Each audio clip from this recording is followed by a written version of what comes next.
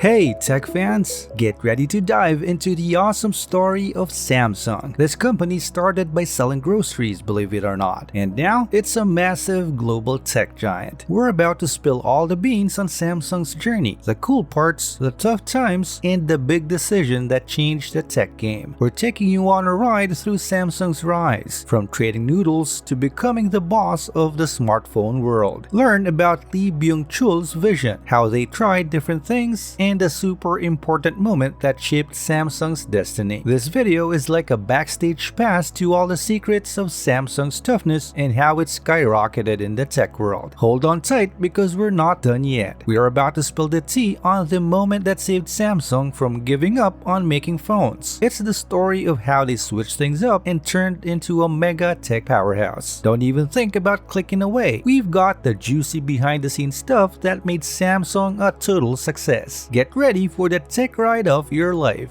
Historical background of Samsung.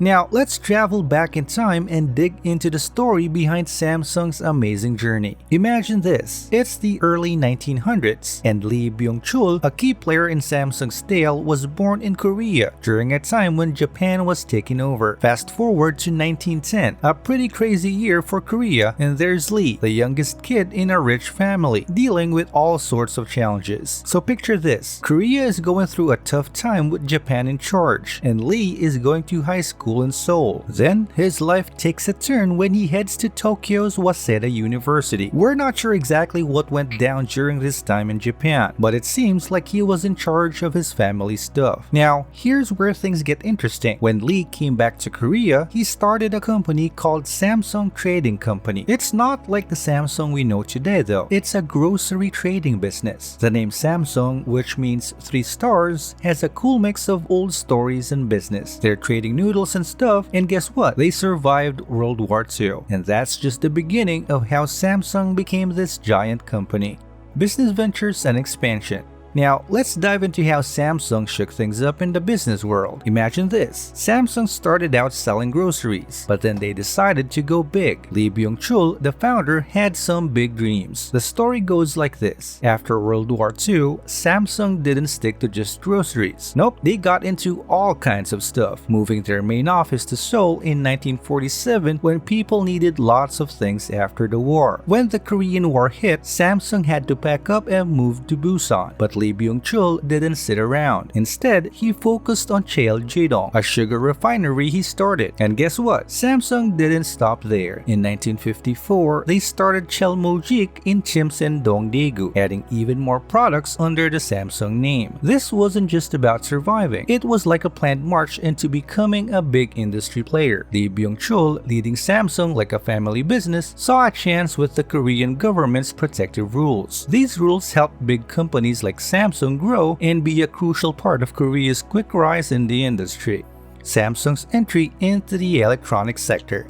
Alright, now let's talk about Samsung's jump into the electronic world. Picture this, in 1969, Samsung decided to go all in on electronics, and it was a game changer. They had different divisions like Samsung Corning, Samsung Semiconductor and Telecommunications, Samsung Electromechanics, and Samsung Electronic Devices, all part of the plan for a tech revolution. They didn't do it alone. Teamwork was the key. Samsung joined forces with Sanyo, and together they made cool stuff like TVs and microwaves. Imagine this, in 1970, they brought out black and white TVs in Korea, and people loved them more than the Japanese ones. Why were they so good at this? Well, Samsung had a big hand in manufacturing in Korea and owned half of Korea's semiconductor. They didn't stop at TVs. They made transistor black and white TVs, color TVs, refrigerators, electric desk calculators, and air conditioners. By 1978, they hit a home run, making 5 million TVs. So Samsung wasn't just playing in electronics, they became the heavyweight champion of the industry.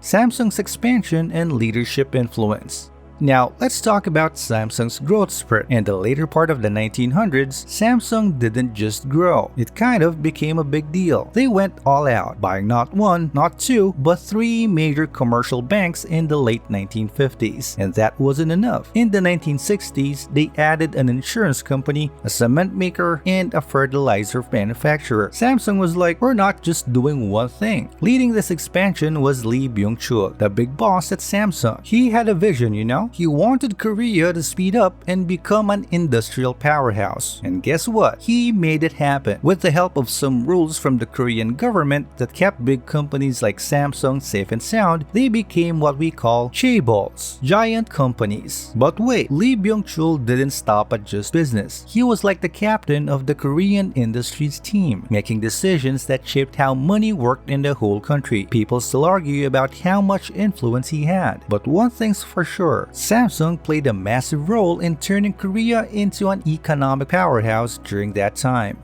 Telecommunications venture and challenges. Now buckle up for Samsung's telecom journey. In the 1980s, they were like, hey, let's get into phones. But it wasn't all smooth sailing. At first, they were making telephone switchboards. You know, the things that help you talk on the phone. Then, they upgraded to telephone and fax systems. But when they jumped into the mobile phone game in 1988, it was like diving into a pool with a bunch of sharks. Motorola was ruling the mobile scene with a massive 60% share. And Samsung only had like 10%. Their early phones got some flack for not being top-notch, and the idea of quitting the mobile game crossed their minds. But guess what? Samsung didn't give up. They not only stuck around, but rose to the tippy top of the market. Imagine going from thinking of quitting to becoming a tech champ. That's Samsung's telecom tale for you. Struggles and success in the mobile phone market.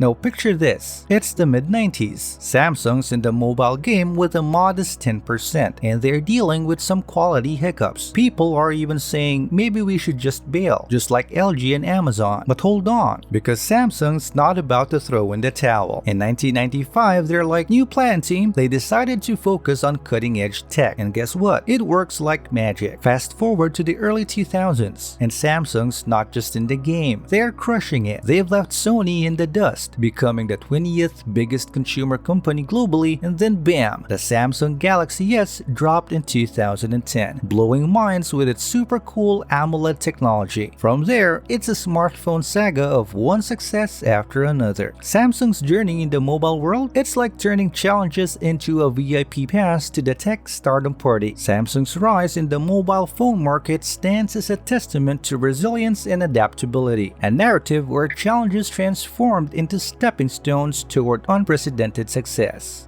Recent developments and challenges. Now it's time to dive into Samsung's roller coaster in the here and now. Imagine this, Samsung is at a tech crossroads, dealing with some real challenges after basking in massive success. Here's the scoop, Samsung's recent story has a wild chapter about a huge app scandal. Like whoa, more than 10,000 apps, including big shots like Google and Netflix, hit the brakes on Samsung's flagship devices. The tech world got shaken. Even the numbers from benchmarking apps didn't match up, showing some real drama. Then picture this, Samsung's big boss, Zhang He-han, steps up and says, my bad folks. During a big shareholder meeting, he promises to fix things up, pledging to listen super closely to what users have to say. But that's not all. Legal battles are swirling around Samsung's new big boss, Lee Zhang. There's even a rare apology about family business plans. It's like a soap opera, right? Samsung's juggling innovation, corporate responsibility, and legal headaches, standing right at the crossroads.